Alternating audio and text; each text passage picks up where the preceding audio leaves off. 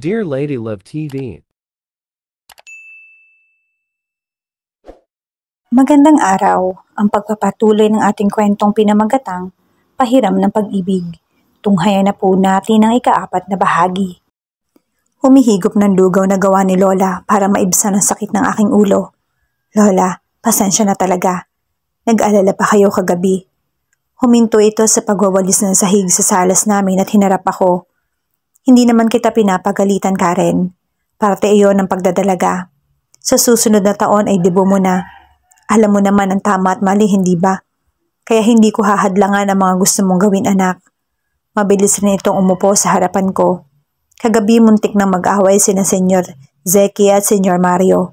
Po, dapat kasi si Senyor Zeki ang susundo sa'yo. Pero saktong dumating si Senyor Mario, galing sa trabaho sa tubuhan. Ang sipag-sipag talaga ng batang yon. Sobrang alala ko kasi kagabi, kaya doon na ako humingi ng tulong. Naging palaisipan sa akin ang sinabi ni Lola. Sobrang nahihiya rin ako kay Kuya Mario. Kagabi nga sa pinagsasabi ko, iba nga ang lakas ng loob na maibibigay ng alak sa'yo. Ano-ano na lang ang sinasabi ko. Buong araw akong hindi lumabas ng bahay. Hindi pumapasok si Lola at si Lolo lamang ang nandoon. Pareho kami nagdidilig ng mga bulaklak sa labas nang may 3 kasamahan si Lolo, ang pawisan at hinihingal sa pagtakbo na huminto sa aming bakuran. Anisha! Si Berto isinugod sa ospital, sabi ng isa kay Lola. Sa sobrang taranta ni Lola ay nabitawan niya ang tabo. Ano? Andoon na siya, sinugod sa ospital, biglang nahimatay. Abot ang tahip ang kaba. Habang nasa labas kami ng emergency ng ospital, hinahawakan ko ng mabuti ang kamay ni Lola. Lola, malakas pa sa kalabaw si Lolo, hindi ba? Kumudlit ang sakit sa aking dibdib nang tumakas ang kuha sa mapulang mata nito. Lola, huwag ka nang umiyak. Matanda na ang lolo mo, Karen. Matagal na siyang may dinaramdam sa dibdib, pero ayaw niyang ipagamot. Gusto ko rin humingi ng tulong kay Senyora, pero ayaw rin niya dahil doon matanda na daw siya. Humagulhol ito. Napatingin ako sa doktor na lumabas sa pinto ng emergency room.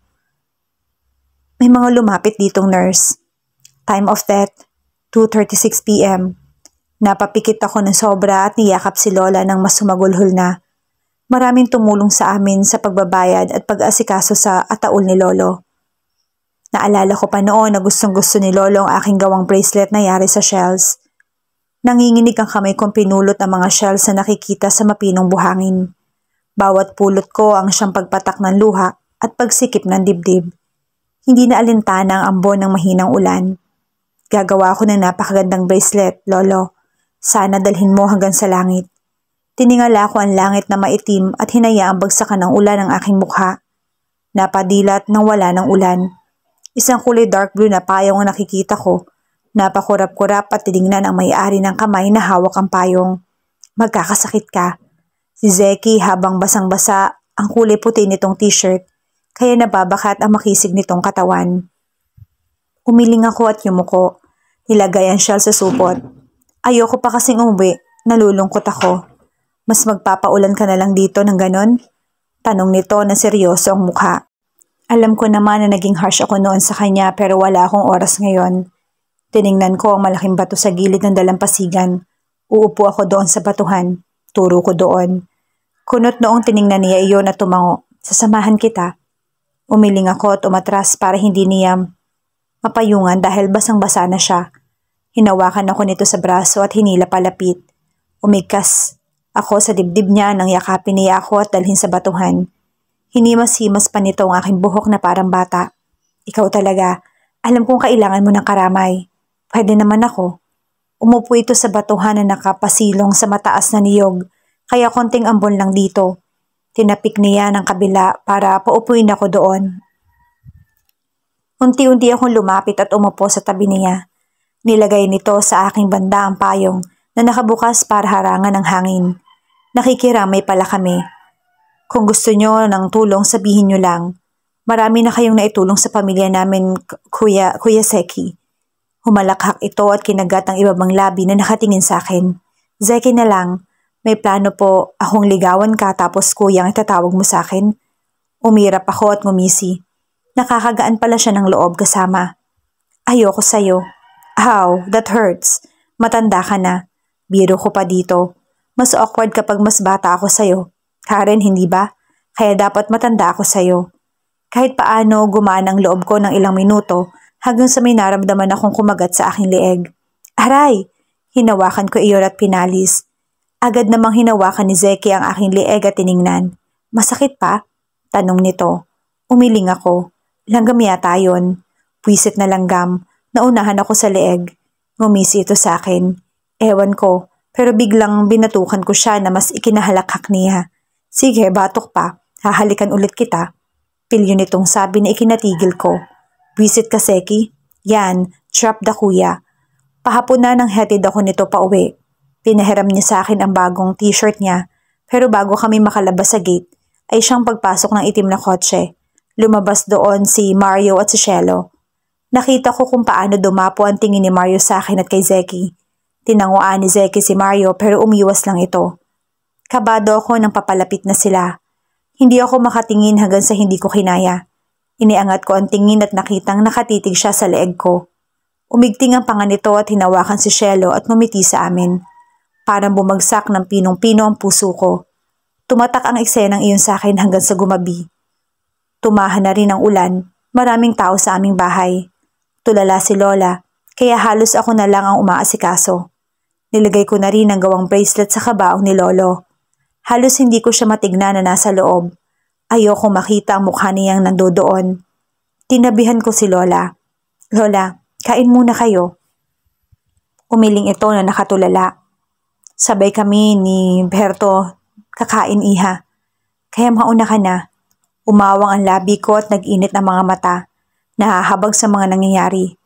Tumayo ako at hinanap si Nana, ang kaibigan ni Nanay na tumulong sa amin. Nay, pakibantayan muna si Lola. May kukunin lang ako sa dagat. Sige Karen, ako nang bahala dito. Magpahinga ka rin muna. Tumango ako at umalis na.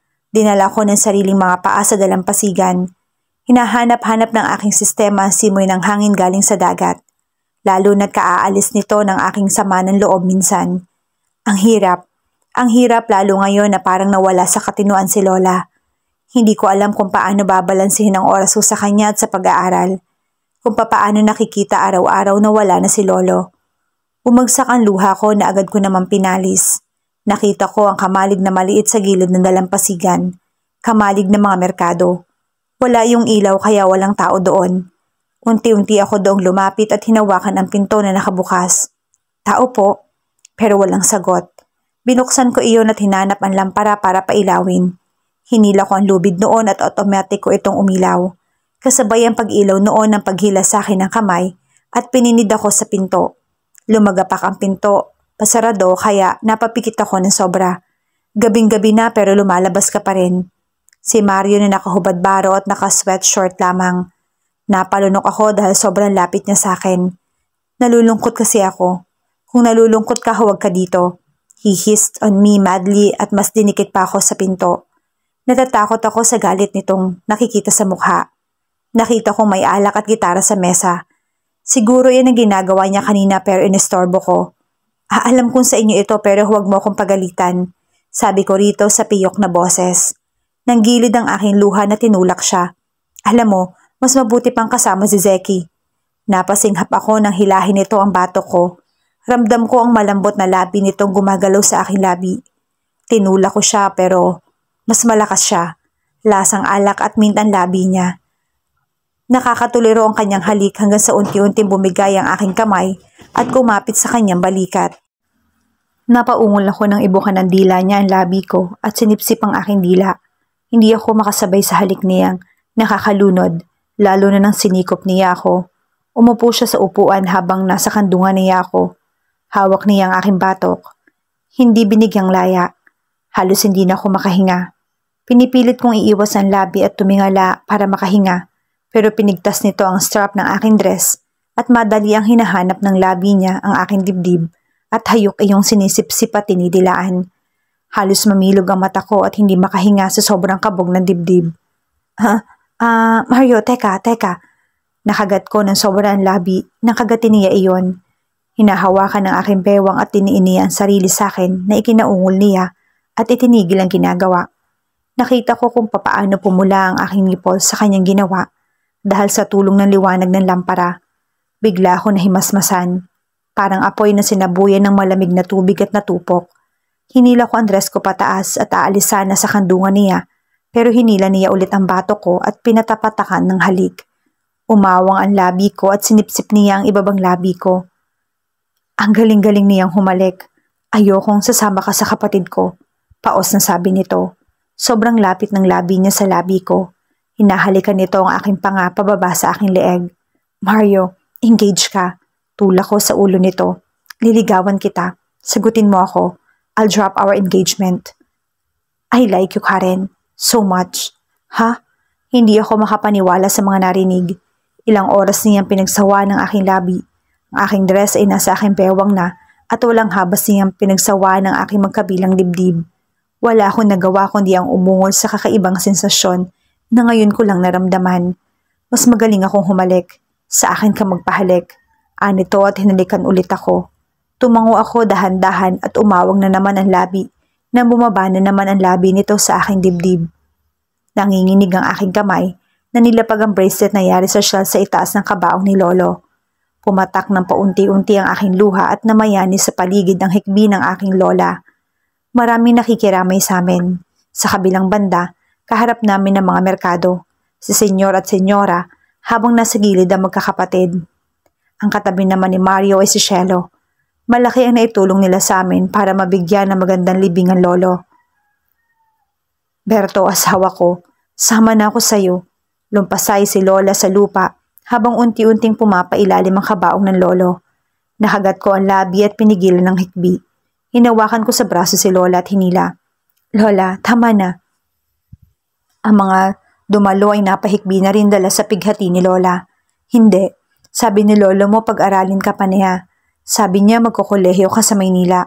Sabi niya, lumuhod ako at niyakap si Lola nang hindi ko na makayanan. Pinunit ng puso ko sa sobrang sakit. Nakatatak pa sa aking alaala mga masasayang panahon namin ni Lolo at Lola. Tinulungan ako ng mga kaibigan ni Lola na dalhin siya. Inakay siya ng mga ito. Hinayaan ko siya at hinatid na lamang ng tingin. Unti-unti nang kumunti yung tao, ay lumuhod ako sa pwesto ni Lolo habang unti-unting tinatabunan ng lupa. Bigyan niyo po ako ng lakas ng loob, Lolo. Gabayan niyo po kami sa buhay ni Lola. Huwag niyo po kaming pababayaan. Sana magsilbing anghel ka sa amin ni Lola. Pinunasan ng kahuli-hulihang luha. Karen, pwede ka ba naming makausap? Napatingin ako kay senyora. Nang lumapit ito sa akin. Para saan po?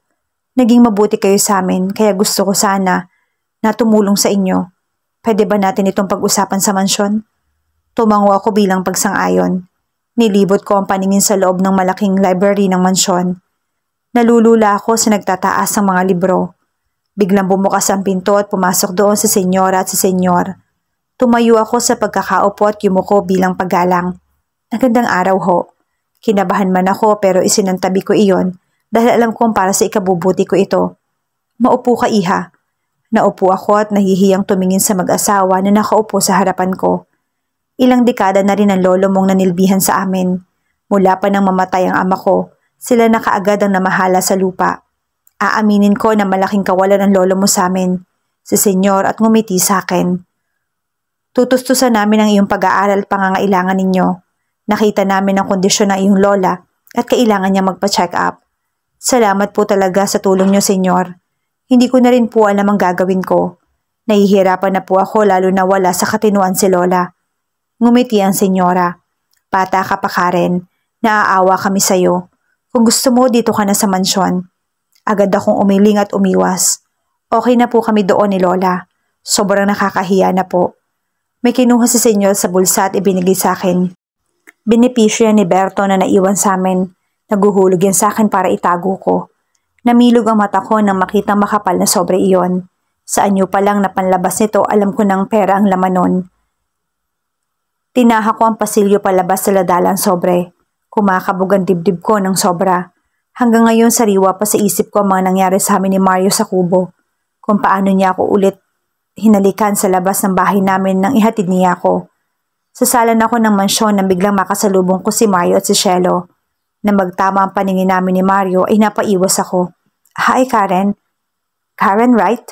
Tumango ako ng dahan-dahan. Nakikiramay pala kami sa mga nangyari. Pero alam mo ba, magaling ako mag-bake.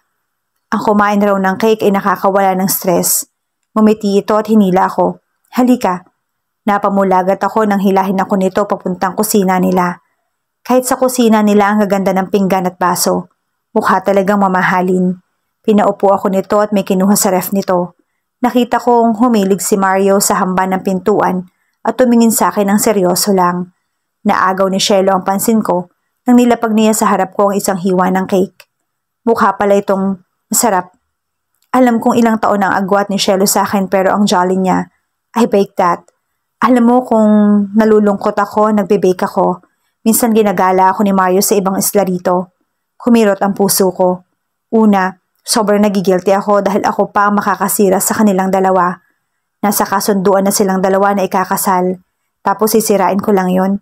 Ako na walang ipagmamalaki. Hindi ko mapapantayan kung ano man ang kayamanan ni Shelo. Isa pa, ayoko ma-disappoint silang senyor at senyora sa akin. Kung ano man itong nararamdaman ko, kailangan ng pigilan. Because I know this is bad. Napalunok ako habang unti-unting nilalapit sa bibig ang kutsarang may cake. Masarap ba? Tumango ako rito at ngumiti. Masarap? Ay teka lang, Mario, pakiintindi muna si Karen ha. May kukunin lang ako. Anito at iniwan kaming dalawa. Kumalabog ang puso ko. Lalo na nang marinig ko ang yapak niya at ang pagkulong ng mga braso niya sa akin. Tinukod niya ang isang kamay sa mesa habang ang isa ay nasa likod ng aking inupuan. Masarap ba? Bulong nito sa tenga ko. Unti-unti akong tumango at umiwas. Kumuha ako ulit sa cake at kinain. Para unti-unting maibsan ang kaba sa dibdib. Nang ikatlong subo na ay siyang pagyuko ni Mario at paghalik sa aking labi. Namilog ang mata ko nang kinagat at sinipsip nito ang ibabang labi ko. Itinulak ko siya agad at luminga sa paligid. Baka may makakita sa amin. Napakalaking iskandalo nito. Ano bang ginagawa mo, Kuya Mario? Nakita kong pumasada ang dila niya sa labi at kinagat iyon. Hindi siya nagsalita. Namuo ang galit sa aking dibdib dahil sa ginawa nito. Alam mong nandito ang fiancé mo, bakit mo ko hinahalikan? Paano kung nakita tayo? Mario, ayoko makasira ng relasyon. Impit na sabi nito. Pilit pinigilan ng pag-alsa ng boses. His jaw clenched at umiwas ang tingin. Pinagkasundo lang kami pero hindi ko siya fiancé. Bakit siya nandito palagi kung ganon? Hay, ewan. Bakit ko ba yun natatanong? Humangya ito ng malalim at umiwas. I'll tell you this evening. Magkita tayo sa kubo. Ayoko. Agad na tanggi ko rito. Magkikita tayo. Papaintindi ko lahat. Karen. Umiling ako at napalunok sa kaseryosohan ng boses. Ayoko. Karen, hindi ako nakatulog na maayos kagabi at hindi ako makatulog mamaya kung hindi kita mahahalikan. Hindi lang ang mga halik yung ginawa mo Pasasalamat ko iyon. Kung ako ang masusunod, bitin ito sa sasabihin at pumasada sa aking kabuuan ng kanyang mata. Napapikit ako ng mariin at tumango na lamang. Mamaya mag-usap kami. Aayusin ko na ang dapat ayusin. Ayoko makasira ng isang relasyon. Mapanindigan nga kaya ni Karen ang kanyang desisyon na hindi sirain ang relasyon at kung ano mang meron sa pagitan ni Shelo at na lalaking tila ay baliw na baliw sa kanya na si Mario. Paano niya tatapusin ang tila hindi pa nasisimulang relasyon? Yan ang ating aalamin sa pagpapatuloy ng ating kwento bukas sa ganito ring oras. Shout out sa lahat nating masugid na taga-subaybay. Maraming salamat po sa patuloy ninyong pagsama sa amin sa kwentong ito. Hanggang sa muli, mag-ingat po tayong lahat.